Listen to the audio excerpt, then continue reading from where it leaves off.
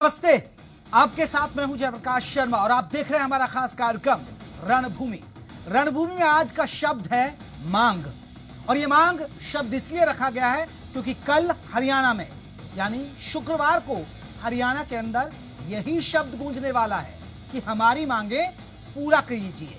हालांकि किसानों की कृषि कानून को रद्द करने की मांग से सरकार पहले ही चिंता में है, वहीं अब कर्मचारियों ने सरकार की चिंता को और बढ़ा दिया है। सर्व कर्मचारी संघ अपनी मांगों को लेकर हर जिले में प्रदर्शन करेगा। कर्मचारी जहां अपने अपनी विभागों की मांगों को लेकर तो आवाज उठाएंगे ही, वहीं सर्व कर्मचारी संघ ने ऐलान किया है कि जो संस्कृत और अंग्रेजी की भर्तियों को रद्द किया गया है उसके खिलाफ भी वो हल्ला बोलेंगे। सरकार घिर रही है, विपक्ष को मुद्दा मिल रहा है, मांगों पर अब सरकार का क्या प्लान है, इसी पर होगी बात। लेकिन उससे पहले रिपोर्ट।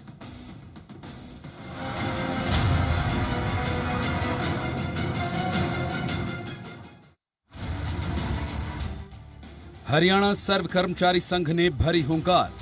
400 बेटी करे पुकार, जल्दी नियुक्ति दे सरकार। संस्कृत करे पुकार, जल्दी नियुक्ति दे सरकार। मांगों को लेकर सड़कों पर उतरने का ऐलान।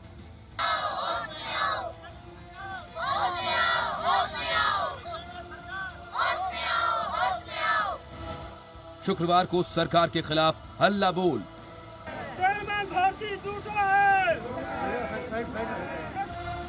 भर्तियों, छटनी और रोजगार पर बवाल।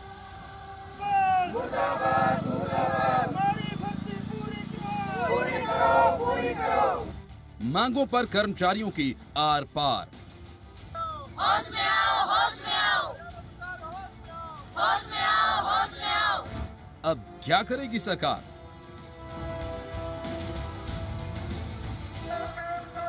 एक तरफ जहां कृषि कानून के खिलाफ किसान कानून रद्द किए जाने की मांग पर अड़े हुए हैं, वहीं अब हरियाणा सरकार के सामने नई टेंशन आ गई है। शुक्रवार को अब सर्व कर्मचारी संघ अपनी मांगों को लेकर हर जिले में हल्ला बोलेगा। कर्मचारी हरियाणा में रद्द हुए हाल की पीजीटी संस्कृत और टीजीटी अंग्रेजी की भर्तियों का मुद्दा भी उठाएगा। कर्मचारियों की जो मांगे हैं उसमें छटनी हुए कर्मचारियों की बहाली, महंगाई भत्ता और एलटीसी की मांग, कच्चे कर्मचारियों को पक्का किए जाने की मांग, शिक्षकों की भर्तियों का भी मुद्दा शामिल है। प्रदेश सरकार की वादा खिलाफी और जन सेवाओं के निजीकरण के खिलाफ सर्व कर्मचारी संघ हरियाणा के बैनर तले विभिन्न विभागों के कर्मचारी कल 26 फरवरी को प्रदेश भर में प्रदर्शन करेंगे और ये प्रदर्शन मुख्यतः जिला मुख्यालयों पर केंद्रित रहेंगे। विधानसभा का बजट सत्र भी नजदीक है। ऐसे में जहां विपक्ष सरकार को किसानों के मुद्दे पर घेरने की रणनीति बना चुका है, अब सरकारी कर्मचारियों की मांग भी विपक्ष के लिए कारगर होगा। भर्तियों में जिस तरह सरकार दमनकारी नीति का उपयोग करके ना तो भर्ती कर रही है और जहां भर्ती हो रही है वहां पेपर लीक हो रहे हैं। हालांकि बीजेपी टेंशन में तो है, लेकिन बीजेपी का यह दावा है कि वो हर वर्ग का ध्यान रख रही है। दरअसल सर्व कर्मचारी संघ की मांगे काफी पुरानी हैं, जिसकी लड़ाई वो लंबे वक्त से लड़ते आ रहे हैं, लेकिन आरोप है कि सरकार सुनती ही नहीं। फिलहाल किसान आंदोलन के बीच अब कर्मचारियों का ऐलान सरकार की चिंता को जरूर बढ़ा रहा है। जी मीडिया, चंडीगढ़। तो यानी अब हरियाणा के अंदर कल शुक्रवार को जिस तरह किसान तो लगातार अपनी मांगों को लेकर अड़िग हैं, वहीं अब कर्मचारियों ने भी हल्ला बोल दिया है और एक बड़ा प्रदर्शन होने जा रहा है। हर जिला मुख्यालय पर सर्व कर्मचारी संघ ने ऐलान किया है कि उनका प्रदर्शन होगा। इसी पर चर्चा करेंगे। हमारे साथ कई खास मेहमान जुड़ रहे हैं। अपने मेहमानों का परिचय करा दूं। आपको बता दें कि वीरेंद्र चौहान है हमारे साथ, प्रवक्ता है बीजेपी के। जितेंद्र चंदेलिया है, प्रवक्ता है कांग्रेस के। आप दोनों मेहमानों का बहुत बहुत स्वागत है। सुभाष लांबा जुड़ेंगे, अध्यक्ष है सर्व कर्मचारी संघ के। जैसे जुड़ते हैं हम जोड़ेंगे। श्वेता ढुले जॉब एक्सपर्ट्स हैं, उनसे भी हम राय लेंगे कि आखिरकार हरियाणा में स्कोप है क्यों नहीं नौकरियों का, अगर नौकरी है और मिलती भी है तो चली क्यों जाती है। चौहान साहब, सबसे पहला सवाल आपका। सर, किसानों की वजह से ही टेंशन थी, अब कर्मचारियों ने मोर्चा खोल दिया। टेंशन ही टेंशन सर, बीजेपी के इस सेकंड पारी में तो सर ऐसा लग रहा है।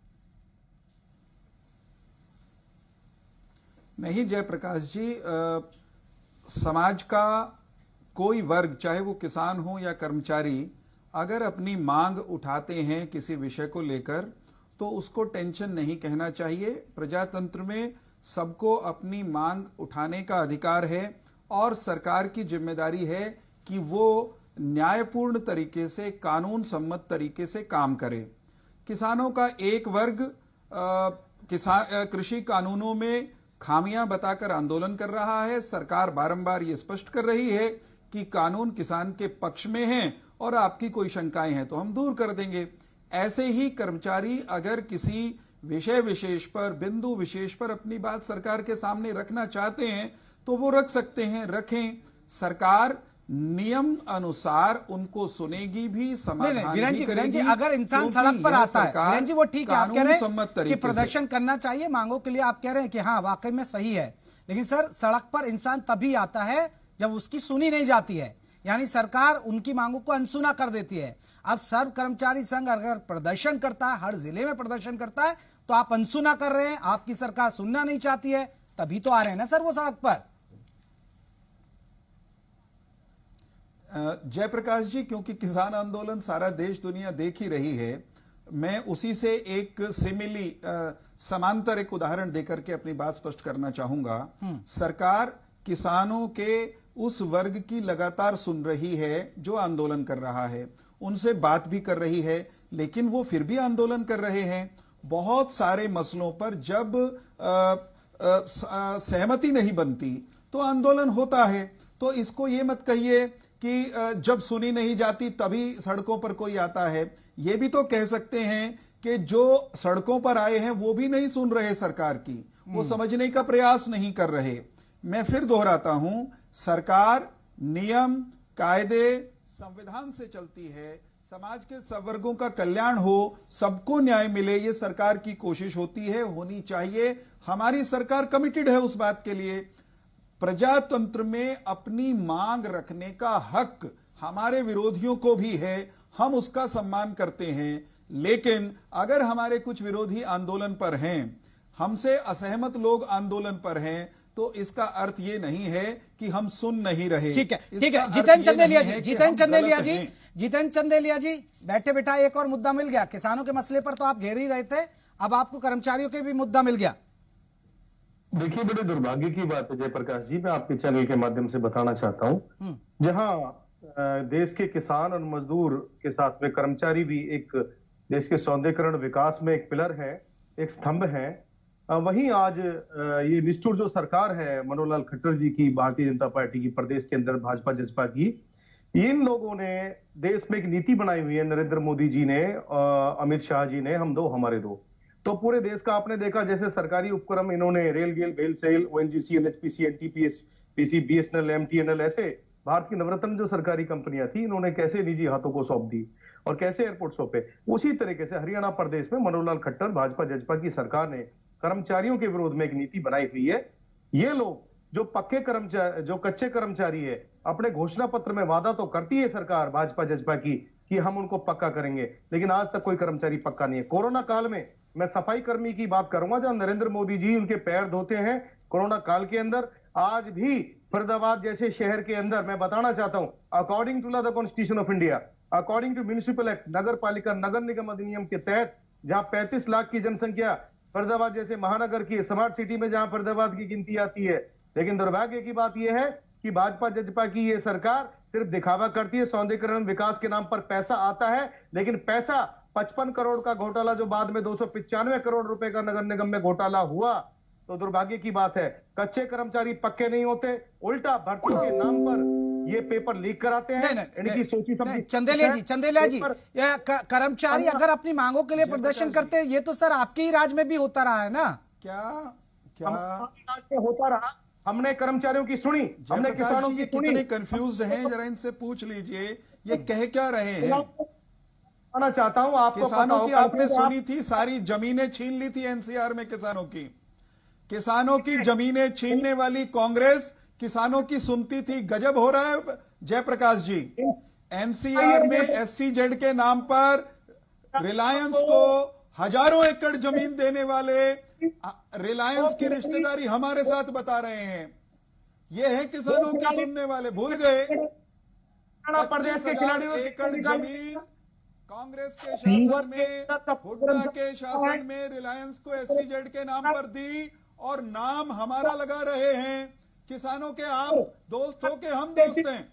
एनसीआर के किसानों की 25,000 एकड़ जमीन गई कि नहीं बताइए? भर्ती निकाली गई क्या?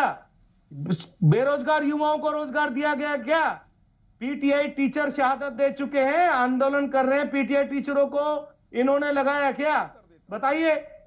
शिक्षित युवा आज अपने माँ बाप जयप्रकाश को जी उत्तर देता हूं मैं। ठीक है चौहान जी जल्दी दीजिए, फिर हमारे साथ श्वेता ढुल भी जुड़ गई है, जॉब एक्सपर्ट है, उनसे भी एक सवाल लूंगा। कहिए चौहान जी।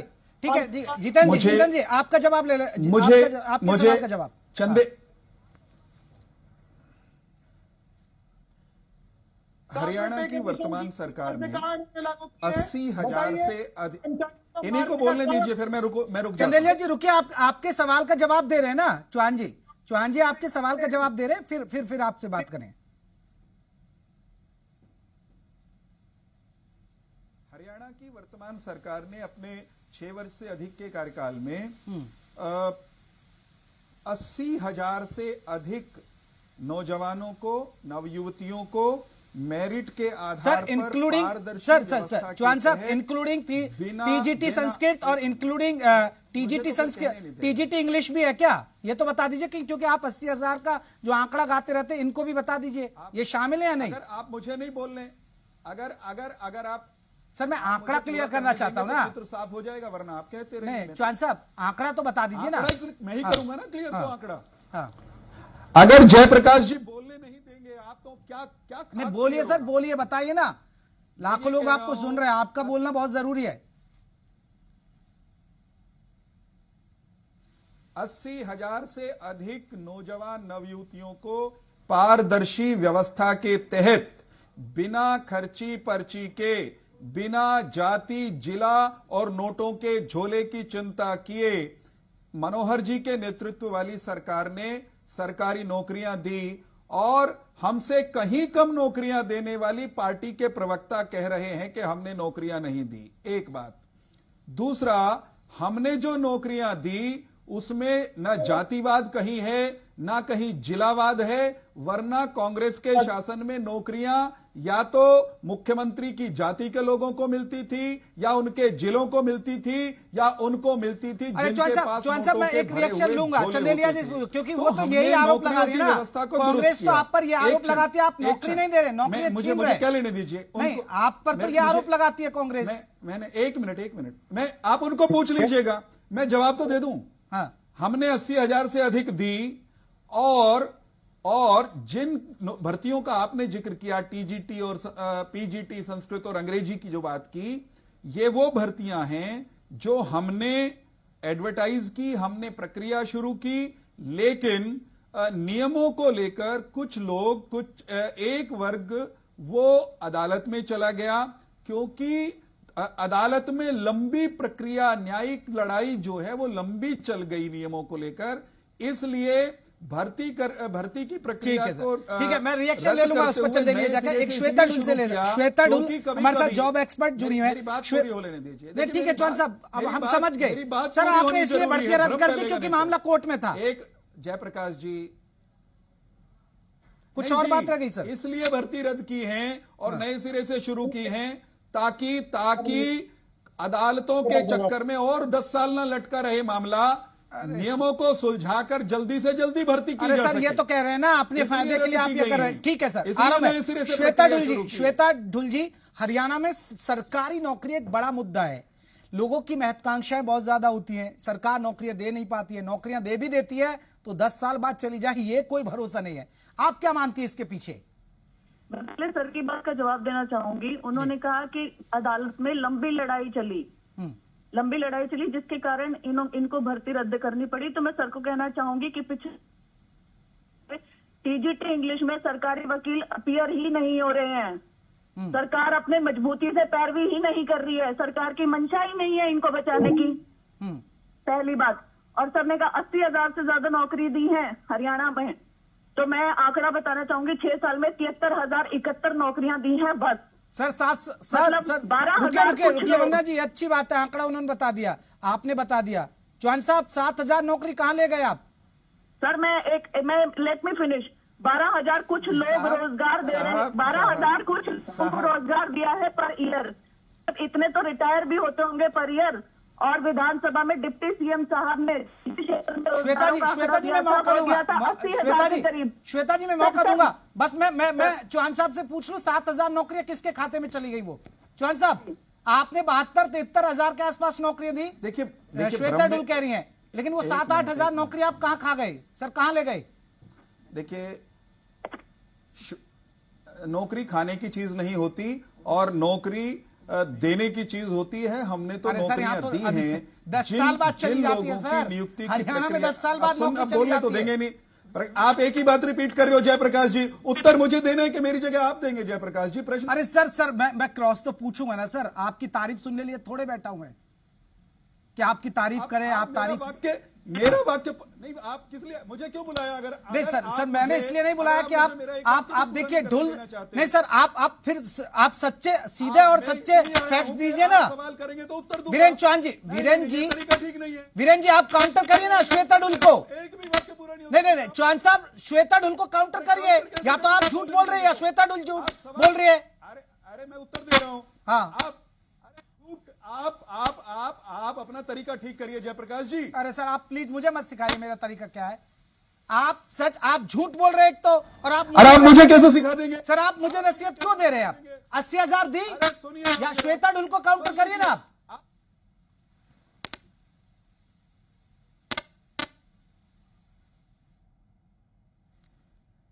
चौहान जी मैं माफी चाहूंगा, आपकी आवाज थोड़ी ब्रेक कर रही है, मैं आ रहा हूं आपके पास आ रहा हूं, थोड़ा आपकी जब तक आवाज सही होती है। डुल जी आप कुछ कह रही थी, श्वेता डुल जी आप कह रही थी। सर मैं कह रही थी 2014 से 2019 के बीच में जो निजी क्षेत्रों में इन्होंने रोजगार दिया है वो उसका एग्जैक्ट आंकड़ा 79,680 दिया गया है।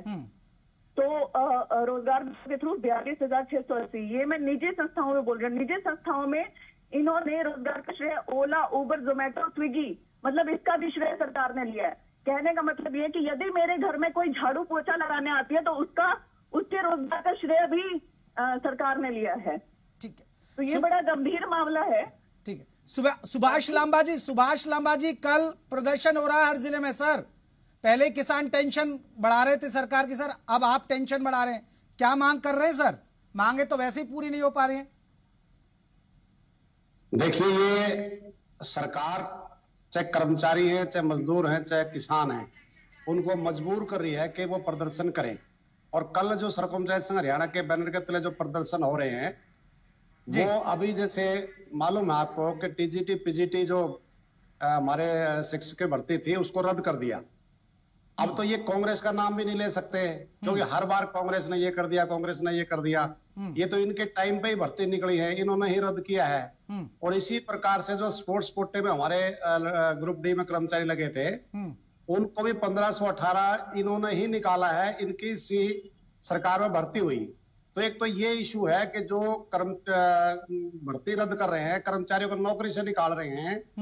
अगर ये हम कहें कि 1983 जैसे पीटीआई है, अब ये कहेंगे कोर्ट का आदेश है। लड़ने के बाद सरकार ने माननीय मुख्यमंत्री ने कहा कि इनको एडजस्ट करेंगे, लेकिन एक तरफ एडजस्ट करने की बात करते हैं, दूसरी तरफ कोर्ट के मतलब डाल करके इसको लटकाने का प्रयास करते हैं। आ रहा हूं आपके लांबा जी की बात पूरी हो जाए आपके पास ही आऊंगा। ऐसे ही मतलब गुड़गांव नगर निगम में 400 से ज्यादा कर्मचारी उससे निकाल दिए हैं। कुरुक्षेत्र विकास बोर्ड है 70 सफाई कर्मचारी, अपने जो मार्केट कमेटी करनाल है उससे कर्मचारी 22 सफाई कर्मचारी। एक तरफ सरकार चिट्ठी निकालती है कि सफाई कर्मचारी को नौकरी से नहीं निकाला जाएगा और दूसरी तरफ बड़ी तेजी के साथ उस पर नौकरी से निकाल दी जा रही है। जब ये कृषि कानूनों में कहते हैं कि आड़तियों को हमने बाहर कर दिया, बिचौलिए थे, तो जो ठेकेदार हैं मतलब ये किसके मतलब रिश्तेदार हैं, ये बिचौलिए नहीं है क्या? ठीक है लांबा जी मैं वीरेंद्र चौहान से एक रिएक्शन ले लूं क्योंकि वो बहुत जल्दी नाराज हो जाएंगे, उनकी बात पूरी नहीं हो पाएगी। तो चौहान साहब आपने कहा 80,000 से ज्यादा नौकरी दी, श्वेता डुल कहती है कि इन्होंने नौकरियां दी, वो करीब 72 कुछ बता रही थी, वो 6-7 हजार का इधर उधर का आंकड़ा। और अभी लांबा जी ने इतनी भर्तियों के बारे में बताया कि कहां कहां अपने कर्मचारी निकाल दिए। सर दे दीजिए जवाब, अब कौन झूठ बोल रहा है और कौन सच? श्वेता क्या कहां से आंकड़ा लेकर आई हैं? उस आंकड़े को अगर आपको वही विश्वसनीय लगता है सर मैं तो पर भरोसा करने के लिए आप स्वतंत्र हैं। सर मैं आप पे भरोसा करूंगा, आप पार्टी के प्रवक्ता फिर बोल रहे हैं आप बीच में, आप बोलते रहिए, फिर आप बोलते रहिए, आप एक वाक्य भी नहीं पूरा करने देते। आपको हुआ क्या जयप्रकाश? बोलिए बोलिए चौहान साहब, मैं आप चुप हो इतने गया। बेचैन क्यों हो रहे हैं आज? चौहान साहब बोलिए, मैं चुप हो गया, बोलिए ना आप। एसडीओ इन्होंने जो लगाए थे वो भारी लगाए थे। रुकिए रुकिए चंदेलिया जी, चुप, आंकड़े चुप, दे रहे हैं। चुप, चंदेलिया जी रुकिए, आंकड़े दे रहे हैं। इन्हीं को बुलवा लीजिए आप। आज आप ना तो आप रुकते हैं ना आपके पैनलिस्ट को आप रोकते हैं। ठीक है और चंदेलिया मैं जी रुक जाइए। अरे आप बोले जा रहे हैं, फिर भी सर मुझे सर शुरू तो अगले करने 2 दोगे मिनट, महाराज। अगले 2 मिनट कोई नहीं बोलेगा। चंदेलिया जी रुकिए, बोलिए ना चौहान साहब। श्वेता या हमारे प्रतिपक्षी जो आंकड़े लेकर आए हैं, आप उनको मानने के लिए स्वतंत्र हैं।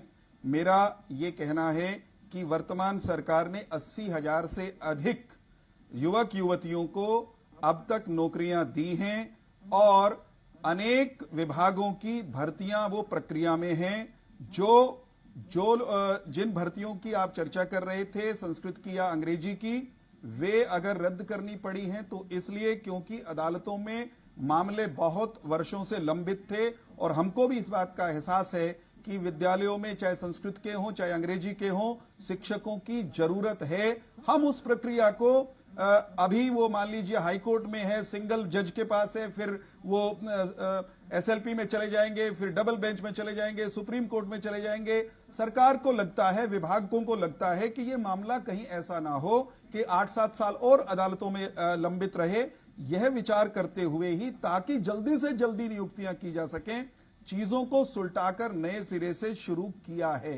तो हमारी मंशा अधिक से अधिक नौजवान नवयुवतियों को पारदर्शिता से नौकरी देने की है। ये इसमें कतई कहीं कोई हम पर संदेह नहीं कर सकता।